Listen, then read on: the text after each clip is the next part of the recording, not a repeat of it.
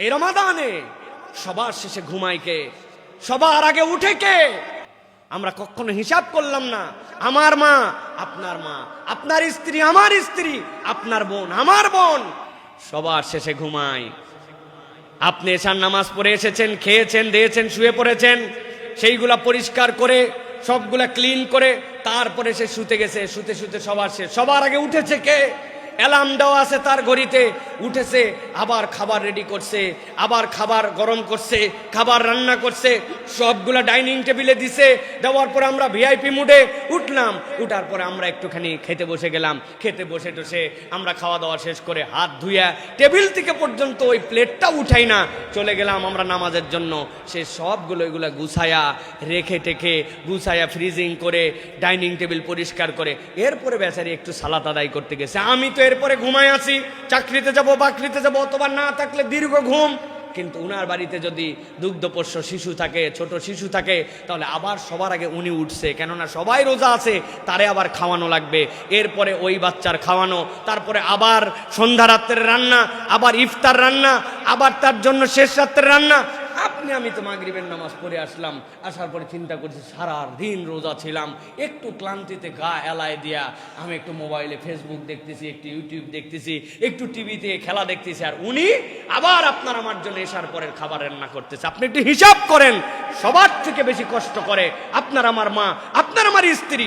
তাদের জন্য আমার ন্যূনতম কোনো দয়া নাই, ফিলিংস নাই, কৃতজ্ঞতা নাই। বউ, থ্যাংক ইউ, তুমি এত সুন্দর একটা উপস্থাপন করেছো খাবার আমাদের জন্য, বউ তোমার প্রতি কৃতজ্ঞতা। চিন্তা করছে নাউজুবিল্লাহ, নিজের বউর আবার থ্যাংক ইউ দেয় কেমনে? এটা লজ্জা শরমের বিষয় আছে তো না ভাই? কেমনে? আল্লাহ রাসূল সাল্লাল্লাহু আলাইহি ওয়াসাল্লাম বলছে মাল্লাম ইয়াশকুরিন নাস লাম ইয়াশকুরিল্লাহ। আপনি যদি বান্দার কৃতজ্ঞ না হন, আপনি আল্লাহর কৃতজ্ঞই হতে পারেন নাই। আপনি তাদের কোনো কাজ দেখতেই পান না। এটা তো ওদেরই কাজ, হ্যাঁ, এটা করবে না তো কি করবে? শায়েখ আহমদুল্লাহর একটা কথা আমার দিলের মধ্যে লাগছে, আমি সব সময় এটা বলি। শায়েখ এটা খুব সুন্দর করে বলেন, এই আর বাপ মায়ের বাড়িতে রান্না বাড়া শিখছে, এর বাপের টাকায় বাপের খাওয়ায়, রান্না করে খাওয়ায় আপনারে। এর বাপ মায়ের টাকায় পড়ালেখা শিখছে, অক্ষর শিখেছে, জ্ঞান শিখেছে, পড়ালেখা করায় আপনার সন্তানরে। ঘর গুছানো, কাপড় কাঁচা এর মায়ের কাছে শিখছে, এর বাড়িতে, এর বাপের টাকায়, আর আপনার বাড়িতে এসে এই সার্ভিস দেয়। আর আপনি ন্যূনতম কৃতজ্ঞতায় তাকে একটু থ্যাংক ইউ বলেন না, তার এই কাজগুলোকে অ্যাপ্রিসিয়েটও করেন না। আপনি চিন্তা করেন, এটা বান্দি নিয়ে আইছি, করবে না মানে? এত করার দায়িত্ব এইটা এত সহজ নয়।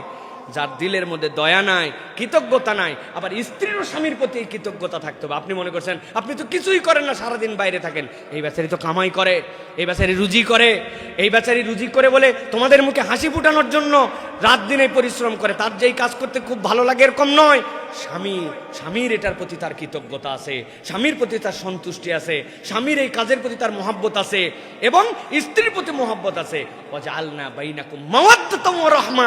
আল্লাহ বলছেন এইটার নাম ভালোবাসা। রমাদান এই মুয়াসাত শিখায়, এই ভালোবাসা শিখায়।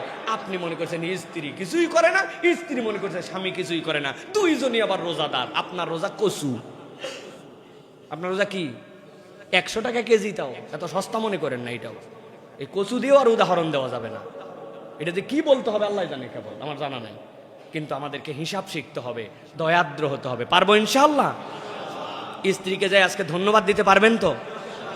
বলবেন বেগুনি বানাইছো, লবণ টবণ কিছু ঠিক নেই, কি ধন্যবাদ কিলাকিলি নাকি?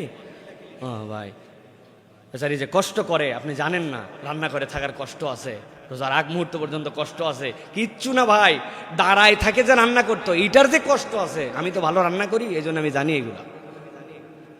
আল্লাহ আমাদেরকে বোঝার তৌফিক দান করে।